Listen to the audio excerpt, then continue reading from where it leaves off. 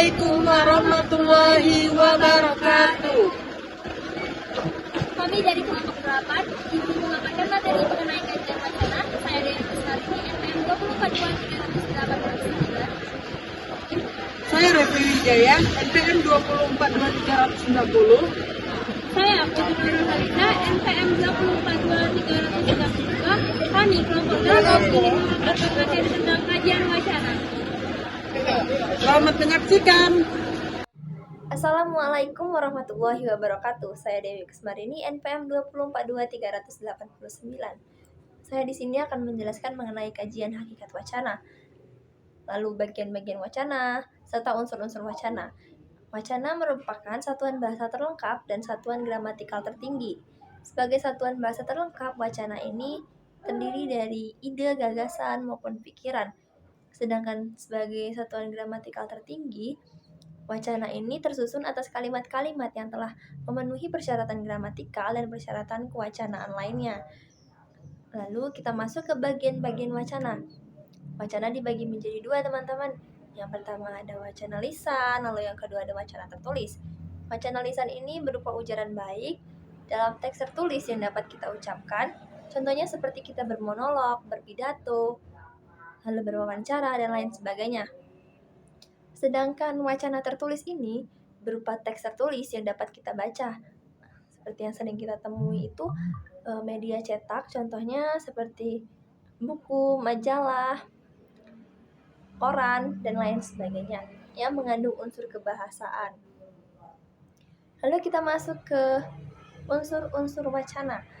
Ada dua, yang pertama ada unsur intrinsik, lalu unsur ekstrinsik. Unsur intrinsik ini ada kata dan kalimat. Kata dan kalimat ini saling menghubungkan satu sama lain karena kata merupakan bagian dari kalimat dan kalimat tersusun dari beberapa kata.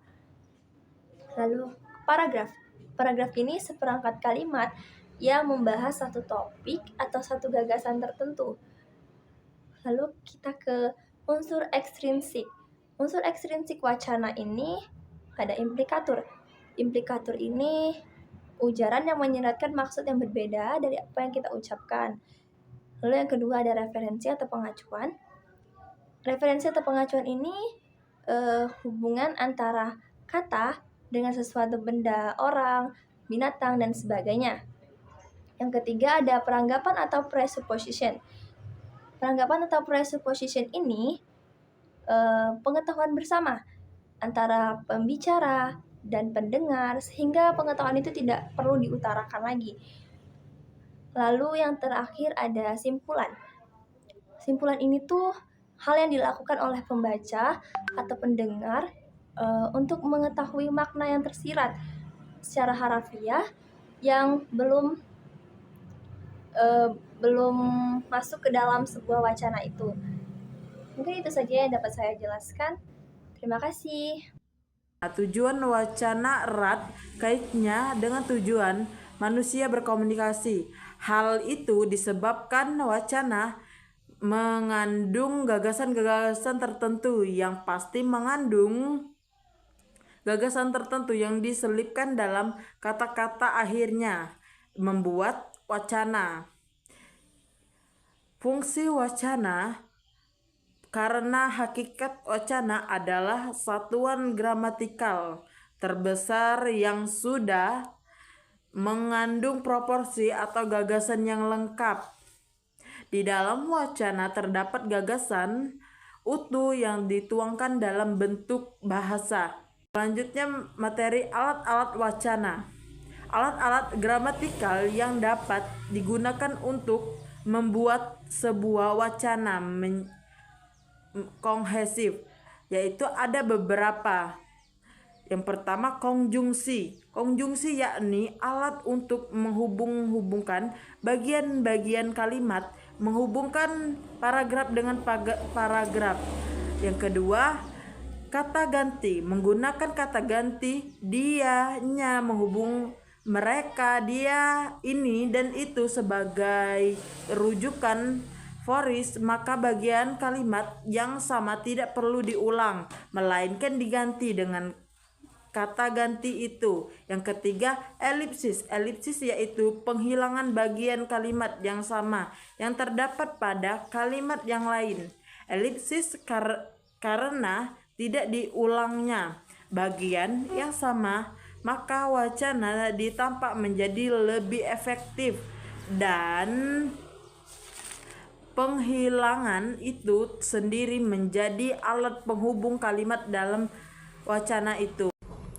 Jenis-jenis wacana. Berbagai jenis wacana dapat dikelompokkan menurut dasar tertentu. Yang pertama, media yang dipakai untuk mewujudkannya.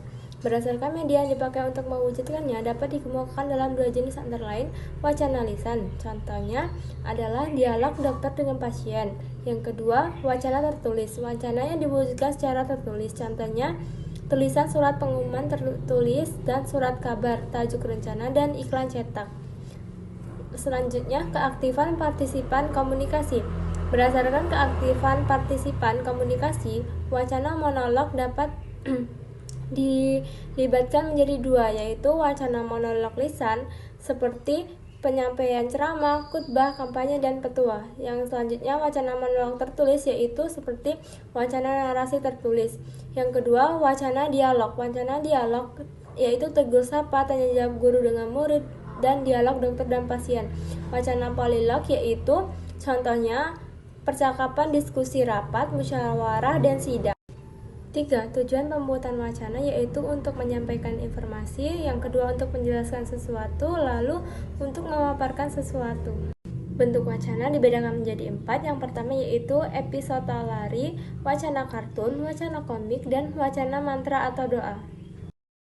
Langsung. Menurut langsung atau tidaknya pengungkapan wacana dibedakan menjadi dua, yaitu wacana langsung. Wacana langsung adalah kutipan wacana yang sebenarnya dibatasi oleh intonasi dan punktutasi.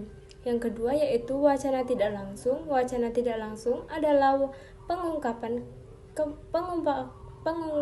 kembali wacana tanpa mengutip harfiah kata-kata yang dipakai oleh pembicara dengan mempergunakan konstruksi gramatikal atau kata tertentu.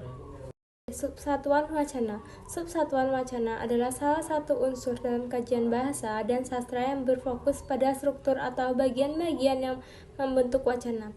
Wacana ini mencakup elemen-elemen seperti judul, pendahuluan, isi utama, penutup, dan setiap bagian di antaranya.